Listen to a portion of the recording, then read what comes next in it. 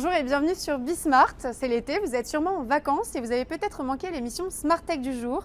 Petite séance de rattrapage avec le best-of d'aujourd'hui. Dites-nous ce qu'il en est, ce que vous pensez de ce Wi-Fi 6, vous.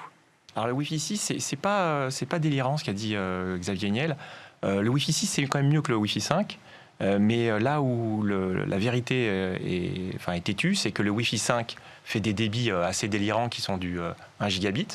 Et donc, le client final qui utilise son téléphone, il n'a pas besoin d'avoir 20 gigabits sur son téléphone. Donc, moi, je ne suis pas du tout choqué par un Wi-Fi qui soit 5 ou 6. Le 5 est très bon. Alors après, le 6, est-ce qu'il est meilleur ? Oui, quand même. Alors, meilleur en quoi ? Alors voilà, il y a quatre paramètres dans le Wi-Fi, enfin dans les télécoms. Le premier paramètre, c'est le débit. C'est meilleur. Voilà, c'est meilleur, mais à partir d'un moment où vous avez une Porsche ou une Ferrari, bon, vous avez gagné 20 km/h, c'est pas... Voilà, et puis on 40... parle de meilleur, c'est-à-dire de meilleur débit théorique, exactement. Pas en situation réelle. Exactement, puisqu'après, il y a le deuxième paramètre qui est la densité. Puisque si vous partagez le Wi-Fi à 1 ou à 50, c'est pas pareil. Est-ce qu'on peut faire un tour d'horizon déjà des technologies qui existent en matière de reconnaissance faciale ? Oui, et je vous remercie de cette question parce que je pense que ça permet de poser le débat. Quand on parle de reconnaissance faciale, on peut parler de beaucoup de choses. Tout d'abord, il y a un premier type d'algorithme de reconnaissance faciale qui va permettre de reconnaître quelqu'un, qui est souvent volontaire. Donc, c'est-à-dire, j'ai une référence d'un visage, j'ai un autre visage qui va être présenté. Est-ce que c'est la même personne ?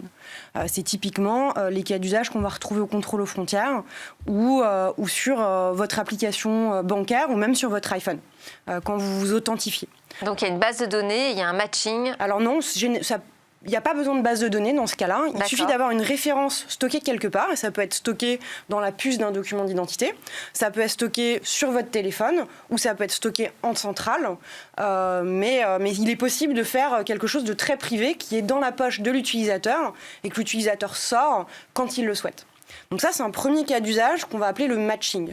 On se pose la question aussi de la fiabilité de cette technologie, parce qu'on a vu plein d'applications qui montrent que finalement, ça ne marche pas forcément très très bien, ne serait-ce que pour déverrouiller son téléphone, ce n'est pas forcément toujours efficace.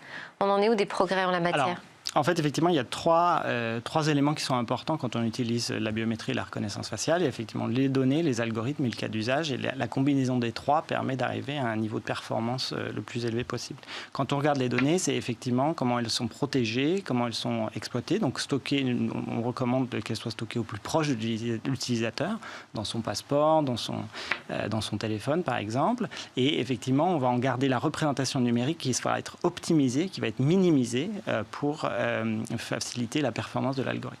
Ensuite, il y a l'algorithme lui-même qui est testé régulièrement en termes de capacité et de taux d'erreur. Donc, en biométrie, il y a deux taux d'erreur. Il y a le taux de faux positif et le taux de faux négatif. C'est-à-dire qu'on vous a reconnu par erreur ou au contraire, on ne vous reconnaît pas par erreur. Et qu'est-ce qu'on choisit ? On met le curseur où d'ailleurs ? En fait, ça dépend du cas d'usage qui est le troisième élément. C'est que vous devez choisir effectivement comment vous ajustez votre curseur en fonction du cas d'usage. Il y a quelque chose qui est important, c'est qu'il y a un cadre juridique autour de ça. Oui. Le cadre juridique, c'est le RGPD. En l'occurrence, on donne en effet des données personnelles à un certain nombre de services. On va savoir à qui et pourquoi. Voilà, c'est pas forcément uniquement des données biométriques, mais ça peut être plus large que ça. Et en effet, on doit savoir quel traitement va être fait sur nos données. Si d'abord on donne nos données à tout traitement, ça, c'est pas autorisé. Il faut qu'on puisse dire, d'abord, il faut qu'on puisse le donner uniquement pour le cas d'usage, c'est-à-dire se vieillir, et puis ensuite, la donnée disparaît. Si la donnée est utilisée à autre chose, on doit nous demander l'autorisation. Par défaut, elle ne doit pas être donnée. Enfin, il y a vraiment un cadre juridique très clair. Et pour ça, nous... Là, ce que nous dit Juliette Delanoë, c'est que oui, il y a le cadre juridique, mais dans les faits, il y a des bases de données. La question qui se pose, c'est qui est soumis au RGPD ? Les sociétés qui travaillent en Europe, mais une société russe qui va déployer une application mobile pour des citoyens partout dans le monde, en fait. Quel est le pouvoir ? Elle est soumise au RGPD, mais quel est le pouvoir ? C'est très clair, je suis d'accord avec vous. Mais comment on va les forcer à le respecter ? Alors, il y a des amendes qui sont prévues.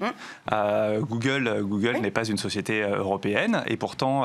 ça, c'est le travail de la Commission nationale informatique et liberté, de la CNIL aujourd'hui. Voilà, donc c'est qui a donné une amende, par exemple, il y a 1 an et demi de 50 millions d'euros sur des questions de données personnelles à Google. Donc, elle a tout à fait les capacités de le faire.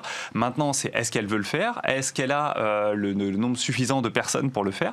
Et ça, c'est une volonté politique. Ça, pour vous, ça veut dire remettre complètement en cause votre business model et votre business de déploiement. Alors en fait, le point, c'est tout à fait l'utilisation. Est-ce que ça vous inquiète la possibilité que ce soit totalement interdit? Alors nous, on est favorable à ce qu'il y ait un cadre juridique au-delà du RGPD et de la loi, de la directive police-justice européenne.